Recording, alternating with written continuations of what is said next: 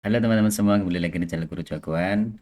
Kali ini kita akan berbagi apa ya pengalaman gitu ya, pengalaman dan ini juga banyak yang ditanyakan. Kemarin juga bahkan ada yang datang ke tempat kami untuk menanyakan hal ini, yaitu cara memilih hosting yang benar atau yang tepat gitu ya. Jadi di dalam memilih hosting ini teman-teman, jadi kebanyakan orang, jadi mungkin termasuk kami dulu itu yang dicari itu mesti yang murah dulu, yang murah dulu. Kemudian setelah dapat murah baru menuntut kualitasnya bagus gitu. Nah ini setelah berjalan beberapa waktu ternyata ini kita sebut ya kurang pas gitu ya. Jadi kalau mencari hosting, mencari layanan itu yang pertama kita harus tahu kebutuhan kita dulu. Nah, kita cari sesuai dengan kebutuhan kita. Gitu ya. Ini yang pertama. Baru yang kedua kita tentukan harga, ya, kemampuan. Otomatis itu nanti korelasinya dengan yang ketiga. Yang ketiga apa? Otomatis ada harga ya otomatis sesuai dengan kualitasnya. Jadi kalau harganya itu sudah katakanlah murah, ya kita nggak usah berharap kualitasnya itu kualitas yang tinggi begitu. Ya cukup yang jelas kalau kebutuhan kita sudah tercover ya sudah. Jadi ada 3 poin itu. Yang pertama adalah kebutuhan kita. Terkadang kita itu nggak tahu kebutuhan kita apa gitu ya.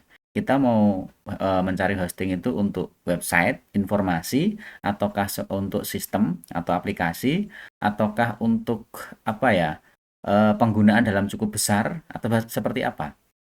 Karena ini nanti berbeda teman-teman. Jadi kalau misalkan website nih, website profil sekolah gitu ya, itu katakanlah hosting 1 giga, kemudian dengan prosesornya itu 2 core atau 3 core sudah sangat cukup. Ya, RAM-nya katakanlah 4 giga lah.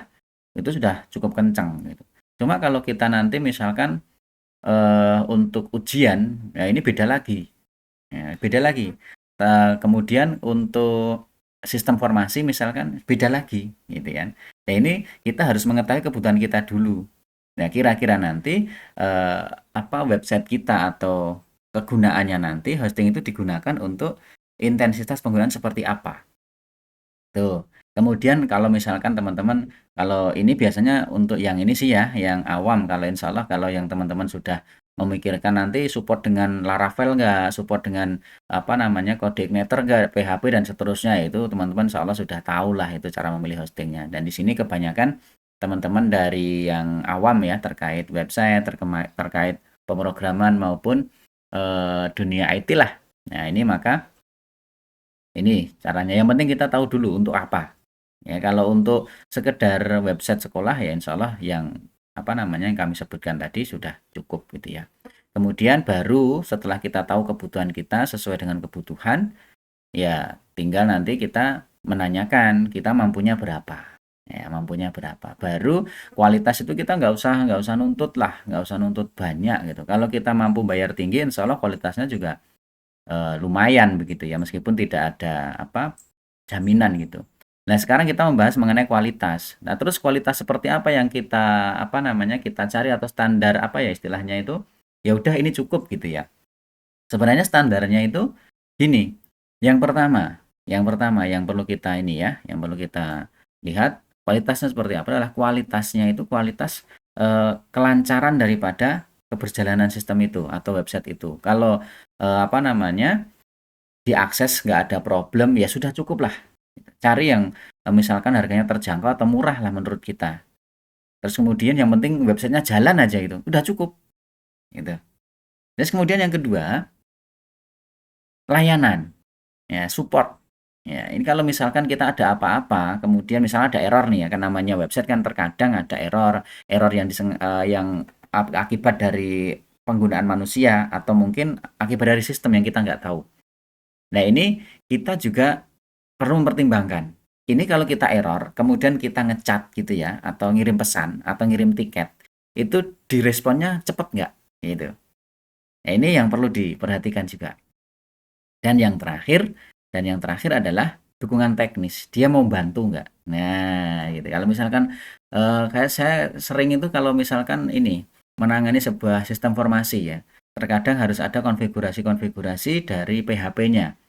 Nah ini, Ya ini biasanya kami ngirim tiket, nanti minta tolong dikerjakan sama sana, karena tidak punya akses. Misalkan ada error di apa ya, BASDIR biasanya, atau di apalah konfigurasi yang itu harus dilakukan di versi PHP-nya, di dalam PHP-nya. Nah, itu kita nggak punya, maka nanti kita minta tolong ke sana, gitu. Maka itu kalau ditangani ya berarti udah cukup, cukup banget. Dan insya Allah nanti dalam video yang lain kita akan membahas. Lalu apa namanya rekomendasi biasanya terus gitu nih ya. Kalau kita sudah bahas cara memilih hosting yang tepat untuk kita, terus nanti tanyanya gini, terus hostingnya apa ini gitu ya?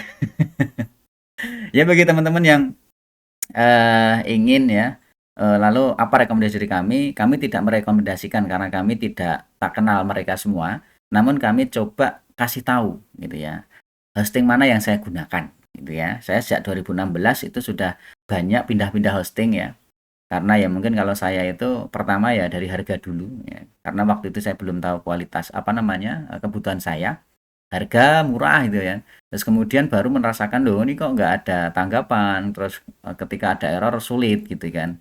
Baru pindah-pindah. Setelah itu baru terakhir ini kita paling lama ini. Paling lama saya gunakan, dan silakan teman-teman aja ini aja apa namanya dilihat di deskripsi, itulah hosting yang saya gunakan. Silahkan dipesan melalui link yang saya berikan di kolom deskripsi. Kemudian silahkan dilakukan order dan insya Allah harganya sangat terjangkau. Sekarang saya eh, sekitar berapa ya? Banyak itu. Mungkin dah kalau dihitung sejak awal itu sudah ribuan ya. Cuman ada yang aktif, ada yang tetap aktif, dan sekarang itu kalau nggak salah sekitar seratusan lebih lah ya, seratusan lebih yang masih aktif gitu, yang masih aktif.